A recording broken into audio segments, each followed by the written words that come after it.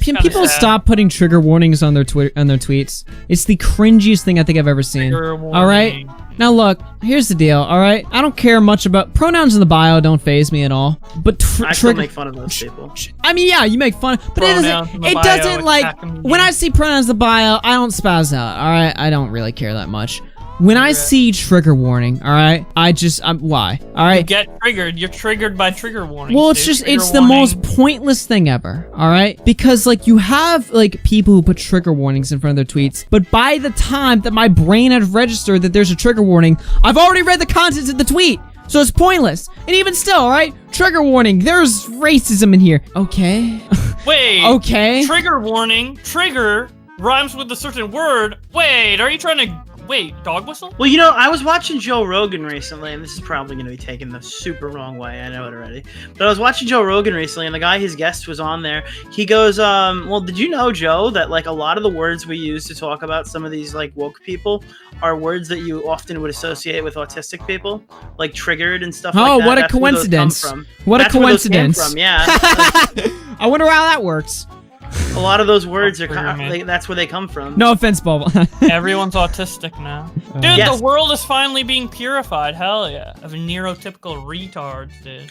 I just found that interesting. He goes through like a list of all the terms, and they were all used to talk about autistic people. Spurg. No. Like words that they use, like safe space and all that stuff. Like all those, all of those come from like words that you use to like talk to an autistic person. Like this is your safe space. Well, how they did, yeah. Like it sprung from that one video. Did you see that one? It was like a Communist People's Party thing. Mm-hmm. Like an event or whatever. They were doing like a Communist People's Party thing. It was really funny. The first guy gets up and he goes, okay, everyone, there's a lot of chit chat in the room and I am extremely susceptible to it. I have very high anxiety and it's making me worried or whatever. I'm like, okay, comrade, no problem. And the next guy raises his hand. He goes, can we stop using gendered language to talk back to the people? It's very, very difficult to concentrate. And like they couldn't get any words out because everyone was getting triggered about something stupid. Like that was a viral clip from a few years ago. It was really funny. You know what's so ironic that the whole trigger and safe space stuff is based off of autism is that socially, autistic people don't really give a fuck at the end of the day. Like, we see a word as a word and it's just I believe that. I believe that. It's it's just so funny that we're trying to like protect autistic people when they don't care because they have to learn about social interaction. Like, I used to hang around a decent amount of people took the autistic people's words right out from under them. They literally I used to hang around with a lot of autistic people. Yeah, they try to protect. They didn't care. To protect us without knowing. They didn't care at all, dude. It's actually kind of hilarious, but we don't speak up because we're like, whatever, we don't care. Whatever, it's what it is. Let them be recorded. We'll do our own thing. Dude, I hung around the autistic people, and they were less socially awkward than the normal people. Because the normal people, they gave a shit. All right. But the autistic people, they didn't care. All right, so they were like 10 times more fun. Yeah, I'm just saying, like, you gotta learn about it. It isn't naturally like instilled to have these like to know these social rules. We have to learn them manually. So like at the end of the day, like we can learn to care, and we can like Yeah, exactly. At the end of the day, like we had to learn to care. We weren't naturally like caring deeply about like someone said something offensive or whatever. I just want to say this: if you're offended by a tone indicator joke, you're just too sensitive for your own good. I don't know why people like aren't like pointing it out as a problem that people are too sensitive. That's true. No one's like, that's absolutely true. Yeah. You know, there's some people, some comedy just ain't for them or whatever. We've had this conversation 1,000 times, but it is true that there are some people that need to whip out of shape. Matter of fact, most people could do with a little bit of a social Augie, beating. Social beating. You'll like this. They could. What is this? If we want to defeat capitalism, we are going to need a party that will organize working people to fight for the demands that we want and to win socialism. Thank you so much. Quick point of privilege. Quick point of personal privilege. Yes. Guys, first of all, James Jackson, Sacramento, he, him. I just want to say, please keep the chatter to a minimum. I'm one of the people who's very, very prone to sensory overload. There's a lot of whispering and chatter going on. It's making it very difficult for me to focus. Please, can we just, I know we're all fresh and ready to go, but can we please just keep the chatter to a minimum? It's affecting my ability to focus. Thank you. Thank you, comrade. Look at this guy. Okay, is there a speaker against name, chapter, pronoun? Point of personal privilege. Yes.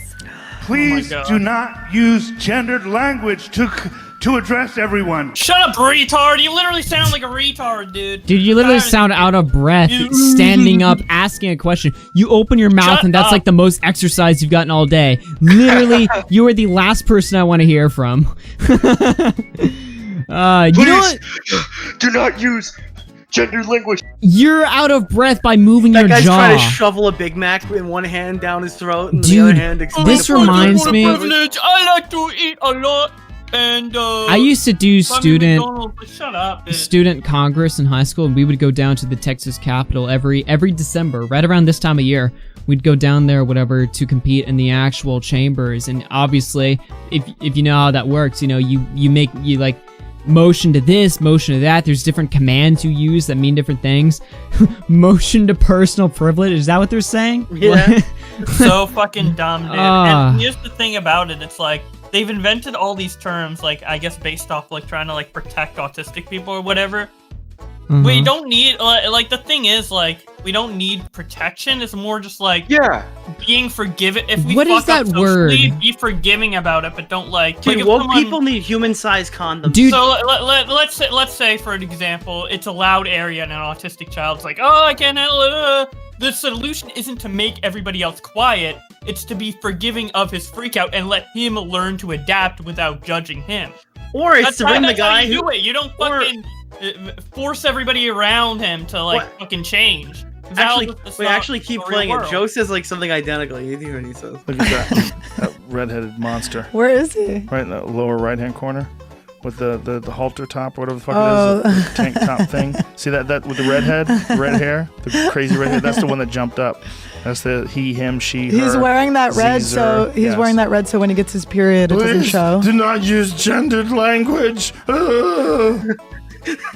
This is where we're at. We're in nonsense land, and people are acting like this is normal. You're a bunch of babies. What do you give a fuck if someone says guys? Yeah, who cares what people said about you? Say girls. Say girls. I could be there. Say girls. I don't care. This is you're crazy. Please do not use gendered language. What? How does that change anything? And by the way, if you can't deal with a bunch of people moving around and making noises and shit, just stop. Yeah. Just stop. Get the fuck out of there. Yes. Don't force everybody else to deal with your fucking weak mind. Go home. Do some squats. Home. Watch this on YouTube. Eat a steak. Do some squats. And the thing is, an autistic person would never complain about something like that. The mentally ill ones are the non-autistics, dude. They're the mentally ill ones, dude. Yeah, they like. Are you taking their A card away? they like baby autistic people. It's just. I'll give them all the R pass. Joe Rogan is pretty milquetoast. He's just like a regular like libertarian type or whatever, and he's saying this. He's saying all these people are endorsed Bernie crazy. Sanders for president after their interview. Yeah, and the thing about Joe, at least like I've watched him every now and again, but I don't watch him enough to have like a good judge of his character. But I imagine he's one of these people who's like very influenced by people he just had a conversation with. You know what I mean? But even he's saying this. That's my point, right? I mean, at some point, look, we live in like a world now, and not to get too deep into this or whatever, but we live in a world where it's like your problems are supposed to be at the forefront. Like your problems matter. Nobody cares about your problems, all right? You're not special. Nobody cares about your problems. Suck it up. Deal with how the world works, you know? Maybe on your little safe space on Twitter or whatever, your little Twitter group chat, you can abide by your own rules. But when you step out in the real world, it's like There's a difference if you can't take demanding... like basic day-to-day like life, then you gotta buckle up. It's time to get real. There's a difference between being courteous and demanding something of someone. Like, for example, if someone like knows that someone's transgender and they use the wrong pronouns, like that's an asshole thing to do, and you can call them out on that. Yeah. But if they genuinely don't know and you make a mistake and then you re-at them because they're not accommodating to you, see, that's an issue. So there is like a balance between the two. That's also how you close the door to people being understanding. Exactly. Because it's significantly easier to transition people's thought. Like culture isn't really difficult to change. Culture around an office is difficult to change. So culture around a fucking like entire country about certain things like gay marriage, it's really hard to change. So when you spurg out about the little shit, like did you just misgender me or whatever? Yeah, it's always had a super negative impact on the transgender community. Yeah, it needs to be gradual. People like spurg like that. Here's the thing, like, and I've always thought about it this way, like, with all the, like, progressive ideas, I'm like, yeah, it'd be nice if the world was, like, all equal and, like, accommodating of everybody or whatever, but we're not at that point yet, and to get people to that point, you don't fucking force them to, like, level 100. You fucking start at level 1, 2, and it's important to realize it's not a transgender problem. Those people who are I know, I'm not talking about transgender. No, I know, but a lot of people don't. Did you misgender me? Dude, you know, we have a word for that for straight white women. It's called Karens. That's all they are. It's the same fucking thing. Can I talk to your manager? Did you misgender me? These are fucking like brain dead people, dude. It's not an explicitly transgender thing to be a complete dickhead socially. Not everyone can grift as easily as you guys.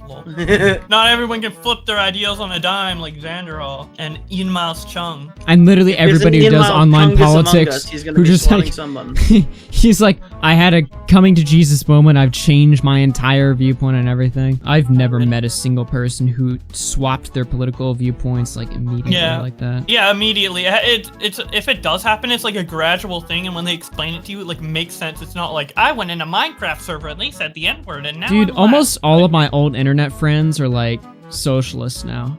But I think they're genuine because, you know, I could see like them gradually changing like 2 years ago or whatever. But like these people back, you gotta realize a lot of these political leanings. Yeah, nobody's exactly. on the right forever. Nobody's got all these. It's based on what's cool at the time. And 3 years ago, when I knew these people, we were, you know, what was cool politically back then. You know, like Sargon and shitting on Anita and stuff like that. Whatever the fuck. But I don't like. Look, I don't look at my friends as disingenuous in their beliefs because I could see like 2 years ago them start to shift, and now 2 years later they fully shifted. But like these people on the internet who go online and want to preach their, you know, political spiel to you that just picked up their beliefs like last month, it's just like, come on now, dude. I was radicalized to the alt-right, and now I'm a leftist. Like, you don't go from like whatever the fuck alt-right even means. Like, you don't go from There's no way you can naturally be on the far right and then go to the far left before you're the age of 22. There's no way you go from like, again, I don't even know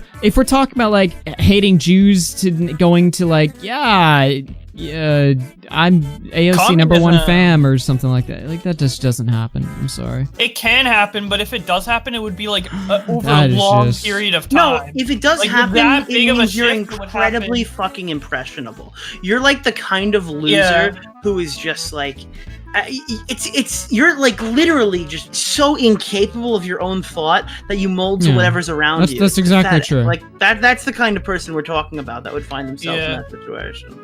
Or it could, I think it could theoretically, like, legitimately happen if, like, in some extreme case scenarios or whatever, but it would be over, like, a very long period of time. Like, oh, I grew up during World War II and I thought this certain way, and then as the world progressed, like, 50 years later, it changed. Well, yeah, you know, I don't think racist, like, forever is, like, a fucking, like, a death sentence. I don't think you're always gonna be racist. But I'm saying, like, if you go from 2 years, it's just like, yeah, dude, I'm actually a democratic socialist now. A couple years ago, I didn't like Jewish people, but now I'm a democratic socialist. Shut the fuck up. No, you're not. How's your YouTube channel doing? Well, that kind of happened with Tobes, didn't it? You're friends with Tobes. And I think Tobes is a bit impressionable. Is that, like, a bit, yeah. I don't know. I don't think Tobes is the smartest politically. He's not a bad guy though. I like Tobes. But yeah, I mean, some people are just impressionable. It is what it is. But eventually, you gotta, like, I guess, have your core principles if you want to. RFC After Hours is a live trending issues and entertainment broadcast with co-host Bowblax, broadcasted every weekday, Monday through Friday, starting at 6:30 p.m. Central. The show is for entertainment purposes only. All chat messages and donations read are the words of the original messenger, and certain viewpoints expressed do not reflect that of myself or Bowblax.